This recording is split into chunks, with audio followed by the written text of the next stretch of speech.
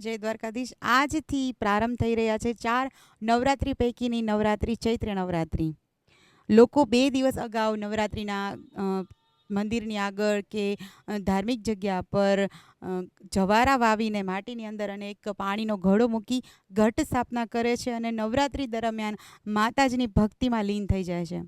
મા ભગવતી માટે નામ જાપ તપ અનુષ્ઠાન કરી માતાજીની આરાધના કરે છે. ચૈત્ર મહિનામાં ખાસ રામનવમી આવવાથી અહીં રામાયણનું વાંચન કરવું, શ્રવણ કીર્તન કરવું પણ એટલું જ મહત્ત્વનું છે. તેમજ આધ્યાત્મિક રીતે પણ ઘણું જ મહત્ત્વ છે. પરંતુ 4 નવરાત્રિ પૈકી ચૈત્ર નવરાત્રિની અંદર અલુણા વ્રત થાય છે.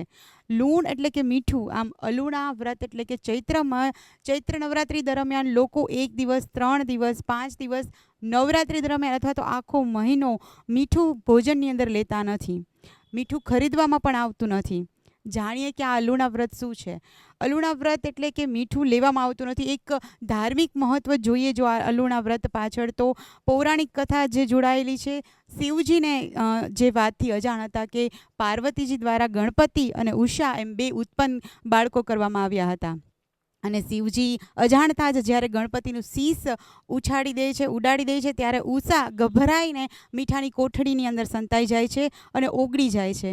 માટે ચૈત્ર નવરાત્રિ દરમિયાન મીઠું લેવાની મનાઈઓ છે. મીઠું લોકો લેતા પણ નથી અને ખરીદતા પણ નથી.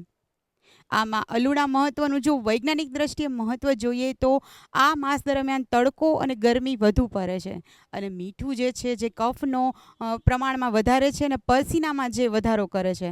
માટે મીઠુંનું સેવન આ માસ દરમિયાન જેટલું ઓછું બને તેટલું સારું. આ માટે થઈને આપણી જે વૈદકીય અને ધાર્મિક અને ઋષિઓની પરંપરા જે છે કે જેણે ધર્મો અને ઋતુઓ અને આયુર્વેદને ધ્યાનમાં લઈને બધી પરંપરાઓ બનાવી છે. તો આવી રીતે આ અલુણા મહત્ત્વ છે ચૈત્ર માસ દરમિયાન ધાર્મિક અને વૈજ્ઞાનિક દ્રષ્ટિએ. અને ખાસ બીજું મહત્ત્વ કે ચૈત્ર માસ દરમિયાન આપણે આપણા શરીરની અંદર જે કફ, પિત્ત અને અશુદ્ધિઓ અને કચરો જે જમા થયો હોય એ સાફ થાય એ માટે લીમડાનું પણ સેવન કરવામાં આવે છે. આમ ચૈત્ર માસ એક આધ્યાત્મિક નવરાત્રિ કહેવાય છે. આપણા મનના વિચારો, વિકારો અને કુબુદ્ધિ દૂર થાય અને મા ભગવતીનું નામ જપ તપથી આપણામાં શુદ્ધિ આવે, તન મન ધનથી આપણે શુદ્ધ બનીએ એવી ચૈત્ર નવરાત્રિની દ્વારકા ટુડે વતી આપ સૌને હાર્દિક શુભકામના. ચૈત્ર નવરાત્રિ આપના જીવનમાં એક સારું આરોગ્ય બક્ષે અને આધ્યાત્મિક રીતે આપ ઉચ્ચ શિખર પ્રાપ્ત કરો એવી આશા સાથે કેમેરામેન કિશન લાખાણી સાથે વૃંદા પાઢિયા, દ્વારકા ટુડે. જય દ્વારકાધીશ.